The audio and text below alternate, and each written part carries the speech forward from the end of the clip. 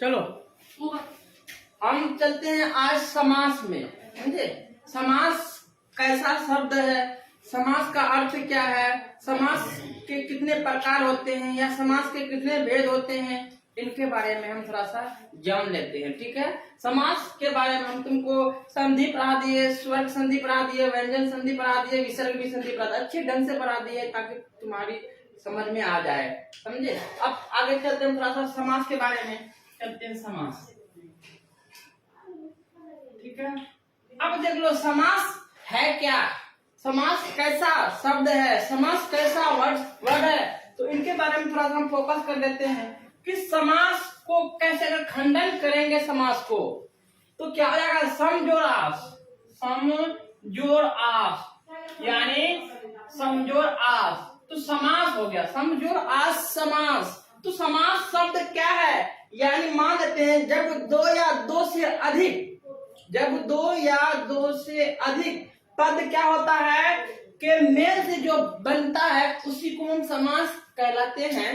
तो समास के कई भेद होते हैं, तो जिस तरह से एक समास के 5 या 6 भागों में बांट दिए गए हैं, तो पहला भाग लेते हैं क्या, अवयवी भाव। चलो यहां से शुरू करते हैं,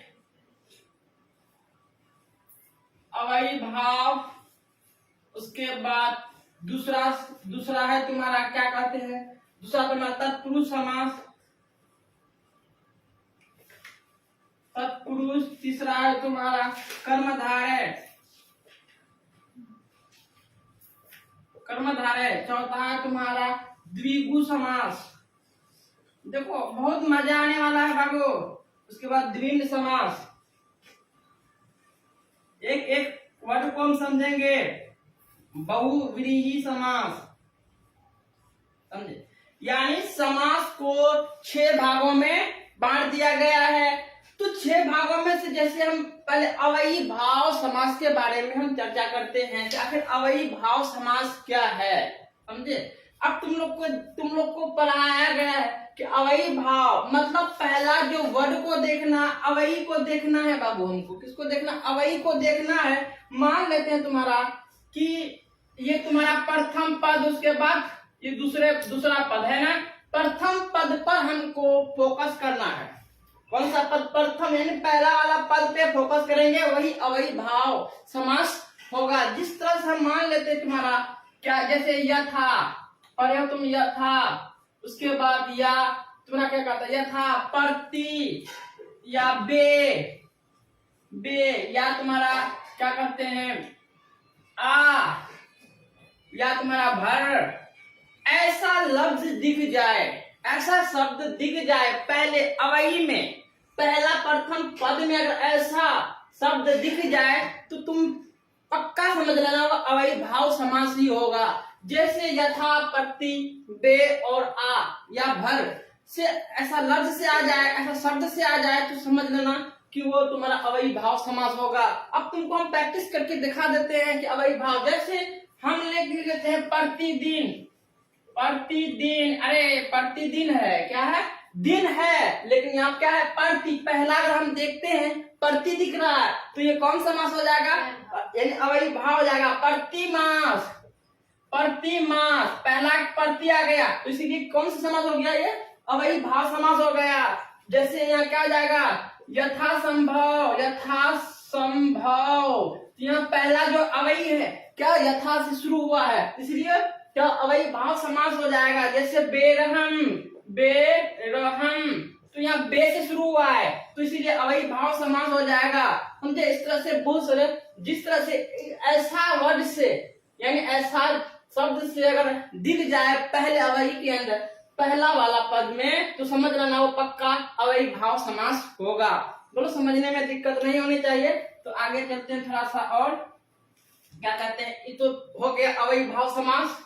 खूब प्रैक्टिस करना, समझे, प्रैक्टिस करने में तुमको समझ में आ जाएगी। ठीक, अब चलो हम थोड़ा तत्पुरुष समास के बारे में कहते हैं। इसके बारे में तत्पुरुष समास क्या है, समझे, तत्पुरुष समास क्या है। तत्पुरुष के अगर बारे में हम चर्चा करेंगे, तत्पुरुष समास के अंदर में जो बीज वाली विभक्ति होती है उनको हमको लुप्त हो जाता है। वो बीज, तत्पुरुष समास वैसा समझो, बीज वाली विभक्ति को हमको गायब कर देना है।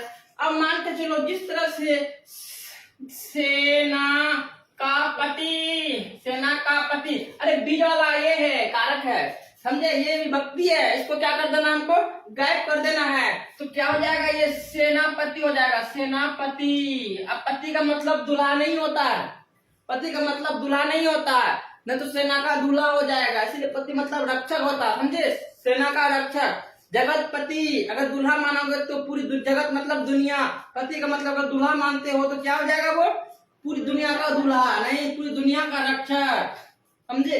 तो इसीलिए सेनापति कौन समास हुआ, तत्पुरुष समास हो जाता है। अगर मान के चलते हैं जैसे कन्यादान, कन्यादान, कन्या का दान, किसका दान, कन्या का दान, कन्यादान, तो का है, कन्या, बीच में विभक्ति का है, उसको लुप्त कर दिए तो कन्यादान कौन सा समास हुआ, तत्पुरुष समास हो जाता है।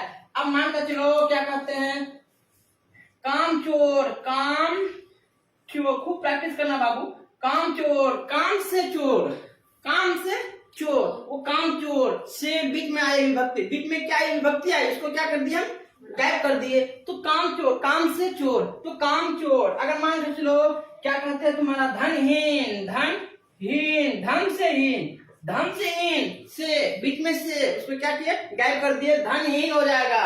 अब चलो राजभवन, राजभवन मतलब राजभवन, राजा का भवन, का बीच में विभक्ति आ गई, उसको क्या करना है, गायब करना, राजा का भवन, तो राजभवन। ये क्या, ऐसा लफ्ज दिख जाए तो पक्का समझना वो तुम्हारी जिसमें विभक्ति को गायब हो रहा है, पक्का समझ लेना वो तत्पुरुष समास होगा, ठीक है।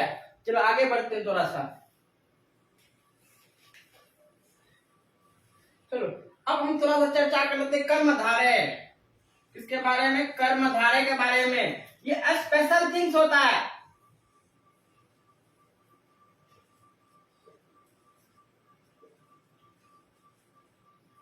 स्पेशल थिंग्स होता है कर्मधारय। कर्मधारय कहता है देखो मेरे बारे में क्या क्या चर्चा हो रहा है, मेरे बारे में लोग क्या क्या कह रहे हैं, ये कर्मधारय है। तो कर्मधारय में जो एक चीज होता है, मान के चलो इसके अंदर में ये होता है उपमान, हम तुमको बतलाए तो उपमान या उपमेय, उपमेय या विशेषण या विशेष्य, ये चार लफ्जों को हमको देखना है कर्मधारय के अंदर, समझे।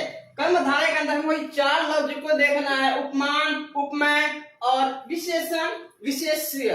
अब मान के चलो कर्मधारय का हम एक समास बना देते हैं, जैसे क्या कहते हैं, नीलकमल, नीलकमल, ये कमल है, कैसा है, नील है, कमल है, कैसा है, वो नील है, तो नील जो है तुम्हारी क्या हो जाएगी, विशेषण हो जाएगी, क्या है, नील तुम्हारा विशेषण, अगर कमल है तुम्हारा क्या हो जाएगा, विशेष्य, समझे। यानी नील कमल, नील जो तुम्हारी, नील है कैसा है, ये कमल है कैसा है, नीला है, नील है, कमल है तो नील है, समझे, नीला है, कमल कैसा है, नीला है, तो नील जो है क्या हो जाएगा, विशेषण, कमल जो है तुम्हारा विशेष हो जाएगा।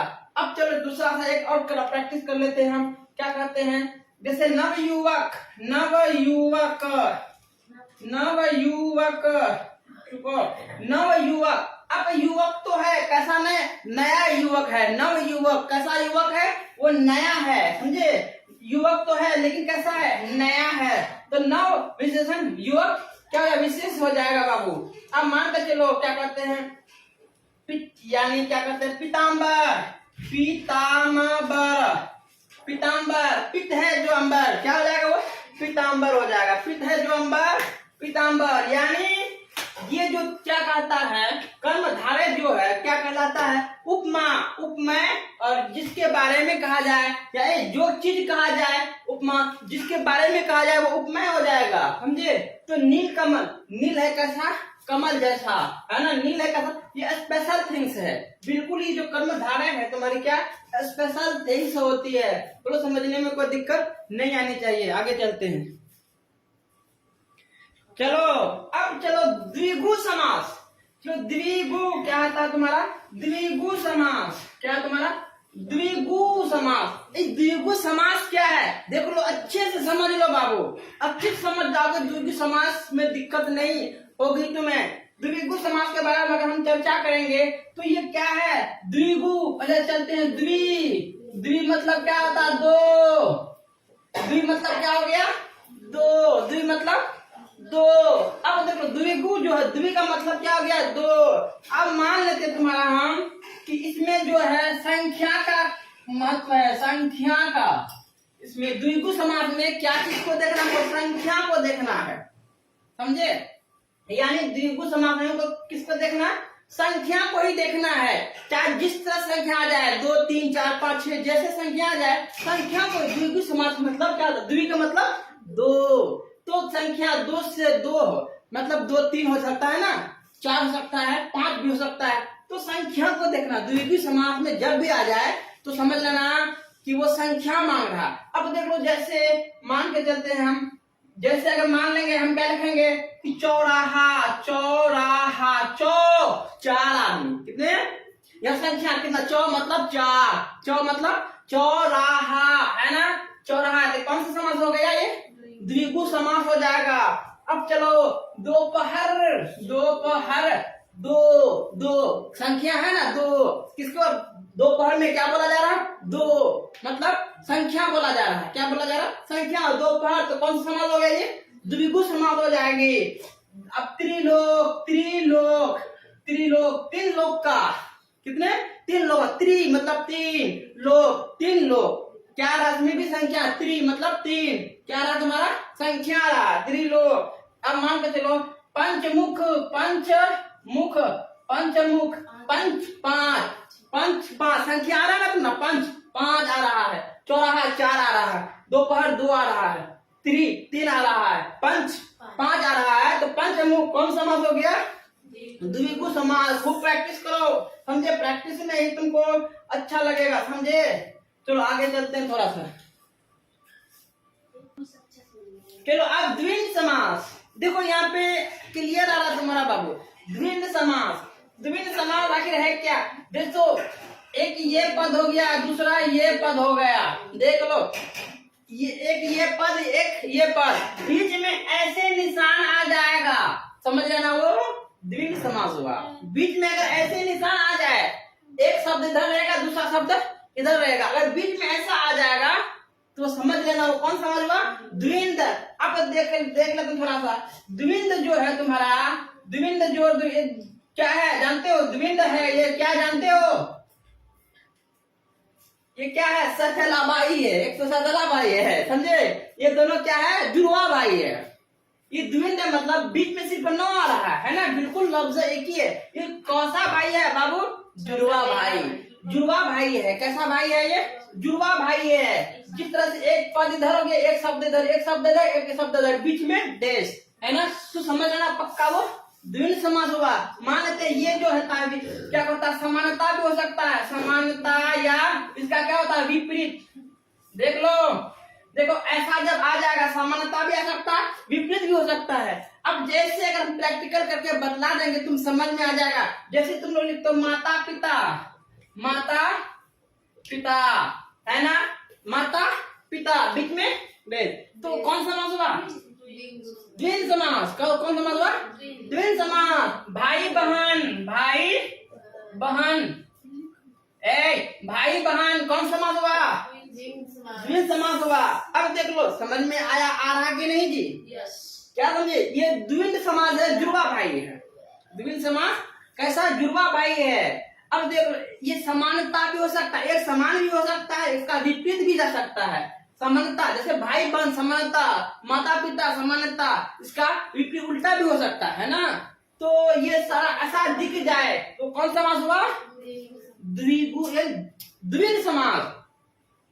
कौन समास हुआ, द्विंद, नहीं, यानी द्विगु समास दूसरे को कहते हैं ना, उसमें संख्या को देखना है। द्विंद यानी द्विगु समास में संख्या को देखना है, लेकिन द्विंद समास में उसको क्या करना है, देश को देखना है। बीच में अगर ऐसा रह जाए बाबू तो पक्का समझ लेना, एक वर्ड ये आ गया, एक वर्ड ये आ गया, बीच में है ना जी, तो कौन समास होगा, द्विंद समास हो गया। समझने में दिक्कत नहीं होनी चाहिए बाबू, बोलो समझिए।